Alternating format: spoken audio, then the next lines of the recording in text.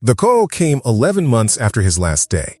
A former colleague, now running a mid-sized manufacturing firm, had a problem. A supply chain restructuring that looked manageable on paper and wasn't. He didn't need a consultant. He needed someone who had actually run one of these before. And the retired executive who took that call realized something he hadn't expected. The 90 days before that call had been the preparation. He just hadn't known it at the time. That is what this video is about. Not theory. Not a motivational framework someone built from the outside. The actual behavioral sequence. What executives who successfully made this transition did, in what order, and why it worked. There is a specific shape to the first 90 days that works. And once you can see it, you will also be able to see exactly where you are inside it. Now, to better understand this, let's look at the pattern that almost nobody documents. Most of the advice aimed at professionals navigating this transition focuses on the wrong question. It asks, what should you do next? The executives who got this right were asking a different one. What is the sequence? Because the problem is almost never capability. You know that already. The problem is order of operations. Doing the right things in the wrong sequence, and then concluding that the right things don't work. Here is the counterintuitive part. The executives who made the most successful transitions in the shortest time did not move fast in the first 30 days. They moved deliberately. They did almost nothing visible, and that restraint, which felt from the inside like delay, was actually the most productive phase of the entire 90 days. What follows is a 3-phase sequence. Phase 1 runs from day 1 to day 30. It's called the inventory. Phase 2 runs from day 31 to day 60. It's called the signal. Phase 3 runs from day 61 to day 90. It's called the engagement. Each phase builds on the one before it in a specific way. Skip a phase, or compress it, and the sequence breaks. That is why so many professionals who know consulting is the right direction still haven't landed a first client. Not because the market doesn't need what they have. Because the sequence was out of order. A pattern that keeps appearing in research on professional identity transition is this. The executives who moved to action fastest were rarely the ones who succeeded first. The ones who succeeded had done something specific in the weeks before they moved. That something is phase 1. Let's move on and examine that first phase more closely. Phase 1 is not passive. It is invisible, but it is not passive. What the executives who succeeded spent the first 30 days doing was building a precise account of what they actually had, not what they thought they had, not what their titles said they had, what they could demonstrate specifically to someone facing a specific kind of problem. This distinction matters more than it sounds, because most professionals, when asked what they offer, default to describing their role. I ran operations for a 400-person division. That is a credential. It is not an offer. The inventory is the process of converting credentials into offers, of moving from what you were to what you can do for someone, specifically starting now. The executives who did this well worked through 3 questions during phase 1.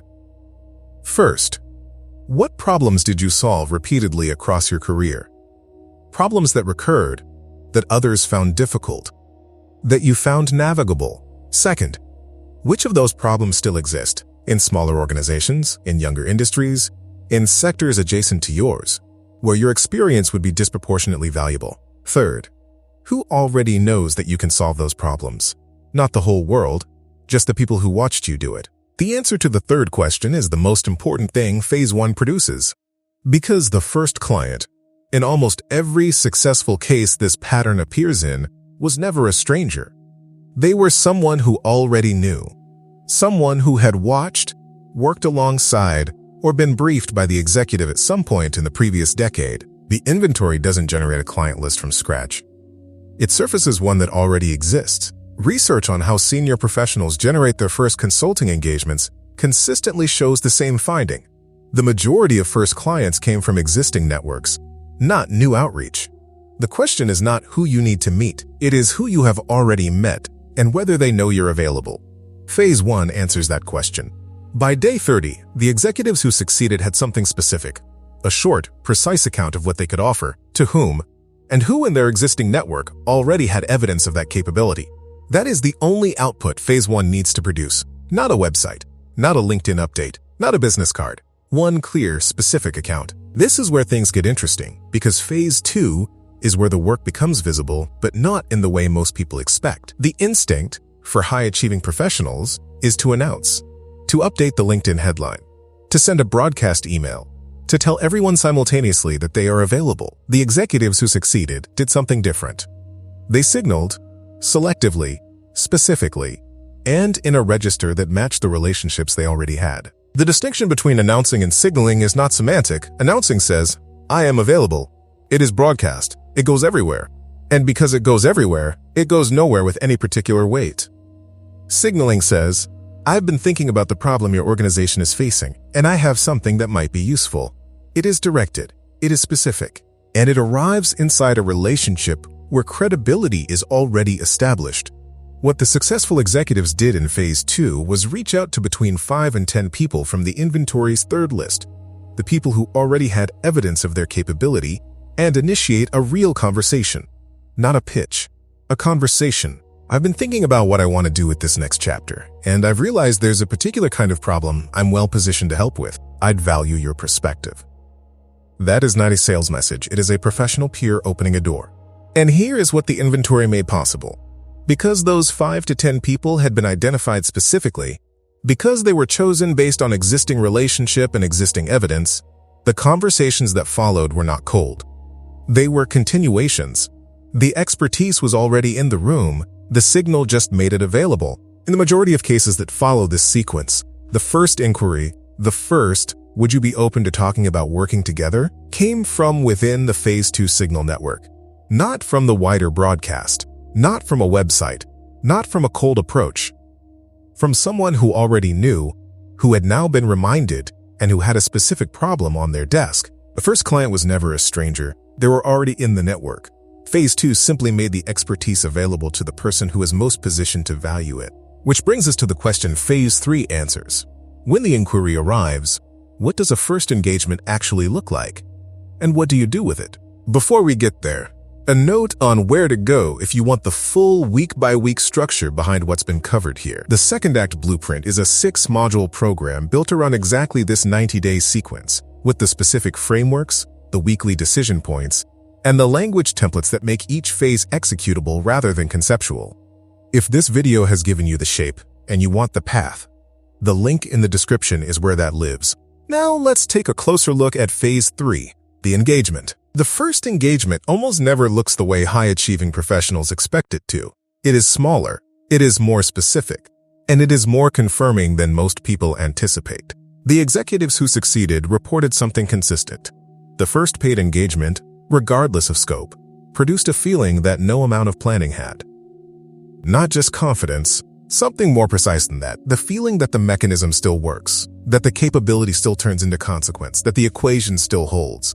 What Phase 3 requires is not the ability to suddenly become a different kind of professional.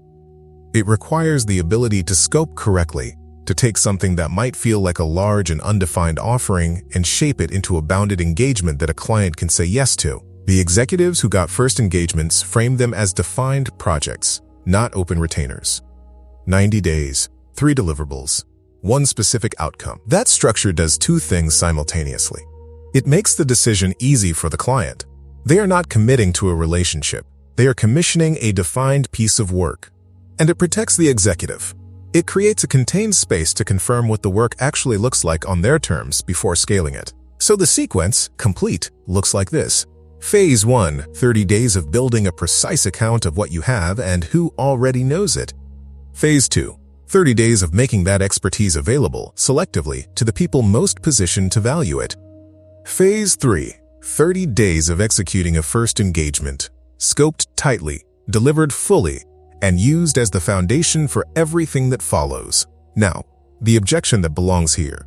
This worked for the executives in these cases. But my situation is different. My industry is too specialized. My network has moved on. My timing is wrong. That objection deserves a direct answer. The sequence is not industry-specific. It is structure-specific. What makes it work is not the sector the executive came from. It is the presence of accumulated expertise, an existing network with evidence of that expertise, and the willingness to make that expertise specifically available. Those 3 things are not features of a particular industry. They are features of a 30-year career. which is what you have. The executives who succeeded in the first 90 days did not find a new version of themselves. They made the existing version available to the right people in the right sequence at the right scope. That is the whole of it. If you want the week-by-week structure that sits behind this sequence, the specific decision points, frameworks, and language that make each phase executable, the second act blueprint is in the description. That's where the shape becomes a path. And here's something worth doing right now. Think back to the people already in your network who have direct evidence of what you can do, and drop one word in the comments that describes what they watched you solve. You arrived here looking for a model, not reassurance that the expertise is still there. You already know that. A model, a sequence. Something derived from the actual behavior of people who faced this transition and came through it with something real on the other side. That sequence exists, and it is worth saying clearly what it confirms. The first client was never waiting for you to become someone new. They were waiting for you to make available what you already are, in a form they could reach, at a moment when they had a problem worth solving. That is what the 90-day sequence produces. Not a transformation of who you are, a translation of what you built into terms the market can act on. The executives who made this work were not exceptional in their capability. They were exceptional in their sequence. They did the inventory before the signal. They sent the signal before the pitch. They scoped the engagement before they scaled it. And in 90 days, sometimes less, the mechanism was running again.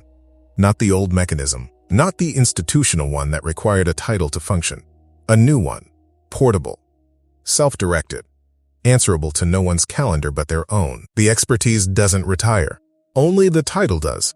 What comes next is not a second attempt at the first career. It is the first time the expertise has ever been fully yours. The sequence is here. The first 30 days start whenever you decide they do,